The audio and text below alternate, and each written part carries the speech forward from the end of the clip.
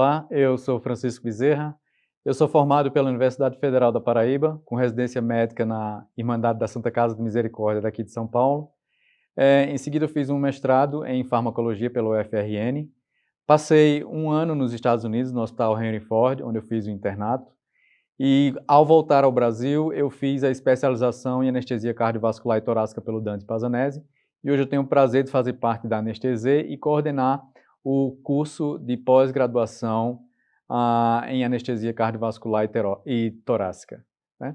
Hoje a gente vai falar um pouco sobre tempestade elétrica e arritmias ventriculares e o uso do ultrassom que guia o bloqueio do gânglio estrelado para o tratamento dessas arritmias, e é isso que a gente vai ver nesse nosso mini curso aqui. Arritmias ventriculares, né? De onde é que elas surgem, né? As arritmias ventriculares, uma grande causa é isquêmica, né? É uma grande parte da etiologia. No Brasil a gente tem a influência da doença de Chagas, né? E doenças como Brugada e Quetelongo, até mesmo de origem genética, podem estar presentes também. Aqui do lado a gente tem o exemplo de uma AFV, de um ataque cardíaco ventricular com um complexo largo, regular, né? E aqui a gente vê a torsade de Points, representado aqui nesses strips de ECG, né? O tratamento geralmente é com cardioversor e desfibrilador implantável, né, o CDI, associado com medicações antiarrítmicas, né? E muitas vezes a ablação, né, seja ela torácica, renal e ventricular, para controlar o efluxo. No caso, a ablação ventricular, você vai identificar os focos, né, de origem dessas ectopias e você vai, através de uma radiofrequência, produzir uma fibrose nesse local para que o foco de arritmia desapareça, né? Estratégias alternativas como a denervação torácica e renal e, mais recentemente, o bloqueio do gânglio estrelado, elas se baseiam no fundamento de que o aumento do fluxo simpático para o coração através da cadeia simpática, né, principalmente cervical, né, ela favorece a perpetuação ou a gênese dessas arritmias. E o que acontece nesses pacientes que têm CDI, que tem esse grande efluxo simpático e sofre com essas arritmias? O CDI dispara, né, emite choques para tentar reverter essas arritmias para o ritmo sinusal, né? E a tempestade elétrica é exatamente a presença de 3 ou mais episódios de TV sustentada em 24 horas, seguido de terapia elétrica, né, o choque pelo CTI. Isso é um desconforto extremo para o paciente, está relacionado com diminuição da qualidade de vida, né, desses pacientes e mortalidade, né? Então, como a gente vê aqui, a tempestade elétrica nesses pacientes com CDI tem uma incidência de 4 a 7,5%, um aumento da mortalidade nesses pacientes em 3 meses. Então, uma vez que esses pacientes começam a apresentar isso, se não tratados, né, e se não revertidos, 7,5% deles podem evoluir para óbito, né? O ideal, né, é que haja uma estimulação ou um remodelamento, né, no sistema nervoso autônomo, né, para diminuir a incidência da tempestade elétrica, né? E o tratamento, como a gente já deu uma introdução no slide anterior, passa pela correção de distúrbios eletrolíticos como cálcio, né? Tratamento envolve sedação, você pode fazer até anestesia geral para você diminuir esse fluxo simpático desse paciente, o uso de antiarrítmicos, né? Mas aí você tem que ver também a dosagem desses antiarrítmicos, porque muitas vezes os antiarrítmicos eles estão causando ou perpetuando a própria arritmia, né? Um suporte hemodinâmico, né? E ultimamente uma denervação simpática cirúrgica ou através do tratamento ablativo para você conseguir tratar essa tempestade elétrica, né? Então, essas são algumas meta-análises, né, e alguns estudos, né, corroborando o uso do bloqueio do gânglio estrelado, né, nesses casos de tempestade elétrica. Nessa primeira revisão aqui, de 2017, né, a gente viu que o bloqueio de gânglio estrelado utilizado para o tratamento de tempestade elétrica reduziu as arritmias em 24 horas, né, de 16,5 para 1,5, né, em termos de eventos elétricos. né? Esses pacientes deixaram de ser chocados, né? E a desfibrilação, como a gente viu aqui, diminuiu de 14 vezes, desculpe, para 0,6 eventos. Então, é um tratamento que em 24 horas é muito efetivo, né? Que ele diminui a arritmia e ele também diminui, por consequência, né, as descargas elétricas que esse paciente tem, né? Nessa segunda revisão com 38 pacientes, vocês veem aqui, né, que são 35 pacientes, são 38 pacientes, não é um número grande porque não é um evento tão comum, né? E, no caso, bloquear o paciente bloquear o gânglio estrelado desses pacientes, né, não tem uma grande casuística no mundo, 38, 40 pacientes, porque é uma terapia que está iniciando agora, né? Apesar de já ser longamente conhecida, né? Porque a abordagem muitas vezes era feita através da simpatectomia torácica e renal, e ainda hoje é feita também cirúrgica, né? Mas essa é a experiência com bloqueio de gânglio estrelado guiado por ultrassom, então a experiência ainda mundial ainda é pequena. Essa revisão aqui contou pacientes que desenvolveram arritmias pós-isquemia, né? E esses pacientes que receberam o bloqueio de gânglio estrelado pós-isquemia, que desenvolviam taquiarritmias ventriculares, 80% deles sobreviveram a alta, estavam vivos, né, para alta hospitalar. Quando você compara o uso do bloqueio de gânglio estrelado com medidas de ACLS, que no caso as medidas de ACLS são o uso de amiodarona, lidocaína ou procainamida ou bretílio, você observa que os pacientes que foram tratados com bloqueio de gânglio estrelado, né, eles tiveram uma melhor sobrevivência em até 34 meses. Ou seja, naqueles pacientes que receberam o bloqueio de gânglio estrelado, né, eles tiveram uma melhor sobrevivência em 34 meses. Você vê que apenas 2 pacientes, né, desenvolveram óbito contra 22 dos pacientes que receberam ACLS, segundo essa revisão, essa comparação entre tratamento entre o bloqueio de gânglio estrelado e medidas de ACLS, como a gente viu, né? E no caso de populações especiais, você pode usar o bloqueio de gânglio estrelado em pacientes grávidas, crianças, etc.? Sim, né? Existem casos e relatos na literatura dizendo, por exemplo, que uma paciente grávida, né, que estava com angina de Prinzmetal e já estava com CDI, e eles precisavam aguardar que essa paciente chegasse a 24 semanas, quando o feto estaria maduro, né? Essa paciente grávida, ela recebeu um bloqueio de gânglio cervical, né, gânglio estrelado, colocado um catéter, então foi um bloqueio de gânglio estrelado contínuo, que segurou ela até a maturação do neném quando ela teve uma cesárea, né? Então você pode usar em grávidas e pode usar de forma contínua.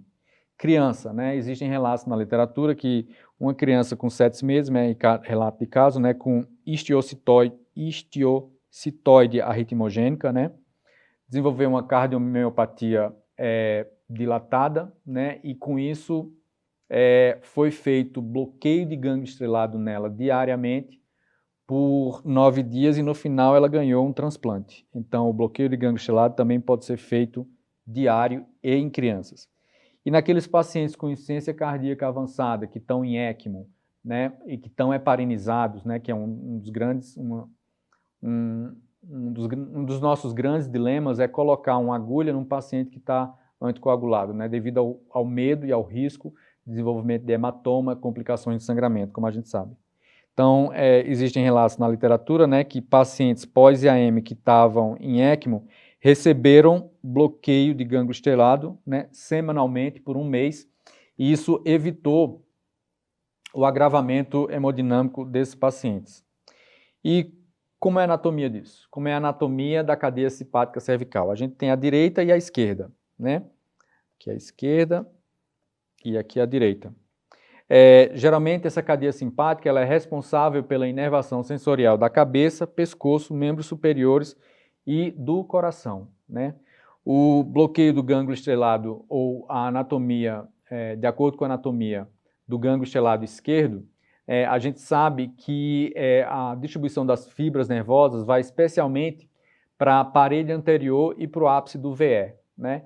E muitas vezes você pode ver através da estimulação do gânglio estelado alterações de onda T e considera-se que o gânglio estelado à esquerda ele seja mais arritmogênico. Do lado direito, a gente já observa quando o gânglio estelado é estimulado, né, uma dispersão da repolarização na parede posterior, principalmente do VD, né? E quando você modula o gânglio estelado, você consegue ter uma estabilização do miocárdio. Para realizar o bloqueio do gânglio estelado, a gente tem que levar em consideração as estruturas vasculares e não vasculares, né? Quando a gente vai ver na sonoanatomia, como a gente vai ver mais na frente, as estruturas vasculares que a gente tem que levar em consideração são a artéria carótida, a vertebral, as artérias da tireoide, as ascendentes cervicais e a veia jugular interna, e não só a veia, como a artéria subclávia também. As estruturas não vasculares que a gente tem muita proximidade com o gânglio estelado são a traqueia, o risco de perfuração de esôfago, como a gente vai na frente, o duto torácico, dependendo do lado que você tiver, esquerdo ou direito, o ápice pulmonar, né, e os nervos, vago, recorrente, frênico e o próprio plexo braquial. Todas essas estruturas, quando você faz a intervenção com um bloqueio do gânglio estelado para tratar as arritmias ventriculares ou tempestades elétricas, você tem que levar em consideração isso, porque através dessas estruturas anatômicas que você pode ter o desenvolvimento de complicações, né? E qual é a anatomia da ultrassonografia que a gente já falou? O bloqueio, ele é feito ao nível de C6, né? Aqui na cartilagem cricoide, logo abaixo. A injeção do anestésico local a gente geralmente faz periganglionar, né? Entre 5 a 10 ml, lembrando que quanto mais volume, mais chance de ter mais efeitos colaterais, né? Geralmente pode ser feito com bupivacaína ou ropivacaína, geralmente sem vasoconstrictor. A ROP é relatada em crianças nessa concentração, naquele caso clínico que eu apresentei anteriormente. E a indicação não só para controle, né, do refluxo simpático sobre o coração na cadeia simpática cervical, mas como lesões de membro superior, dor facial, escalpar, edema pós-mastectomia, tratamento de angina pectoris e, mais recentemente, para a síndrome do estresse pós-traumático, né? Pacientes que são veteranos de guerra, que têm alguns problemas psicológicos associados com manifestações simpáticas, o bloqueio do gânglio autonômico, do gânglio estrelado, pode ajudar nesse controle desses sintomas. É um bloqueio, né, que tem uma taxa de sucesso boa. Quando você usa ele guiado por ultrassom, né, as complicações são menores, né, e as grandes vantagens de você usar o ultrassom é a portabilidade e a diminuição da radiação, porque classicamente o bloqueio do gânglio estelado ele é descrito através do uso da fluoroscopia, né, então o fluoroscópio emite muita radiação e o ultrassom nem tanto. Aqui a gente tem uma fotografia, né, de uma tela, né, quando eu estava realizando o bloqueio do gânglio estelado. E aqui você vê no centro da tela a artéria carótida, né? Aqui é lateral, aqui é medial, vou explicar um pouquinho mais lá na frente, né? Aqui você tem a cadeia simpática cervical, né, o gânglio estelado, repousando sobre o músculo longo do pescoço. E aqui a veia jugular interna esquerda. E aqui a nossa agulha, como você pode ver aqui, né? A intenção é vir para essa região aqui, a área de interesse. Que foi de um dos pacientes que a gente bloqueou recentemente, né? Esses pacientes ele recebem a monitorização convencional padrão da Sociedade Brasileira de Anestesiologia, né? Que consiste no ECG, pressão não arterial invasiva ou não invasiva, né? Oxímetro, e um dos principais componentes é o desenvolvimento da síndrome de Horner, né, que esse paciente vai ter pitose, miose, enoftalmia e anidrose, né. Outra forma de você monitorizar a eficiência desse bloqueio é através da temperatura do membro superior. Mais recentemente já existem estudos mostrando que o potencial de ação cutânea pode ser também um instrumento de análise diagnóstica interessante para esse bloqueio, né. E, geralmente a gente usa um probe linear, né, de baixa penetração, mas com alta fidelidade da imagem, né, que é esse probe entre 6 e 13 Hz, como a gente vê aqui. E geralmente o paciente fica em decúbito dorsal horizontal, né, com a cabeça levemente rodada para o lado direito, quando você vai abordar o lado esquerdo, e o oposto quando você vai abordar o lado direito, né. O ultrassom, por questões ergométricas, deve ficar no lado oposto ao lado bloqueado, né. Antisepsia local é uma coisa que a gente deve respeitar para toda quebra de barreira de pele, né.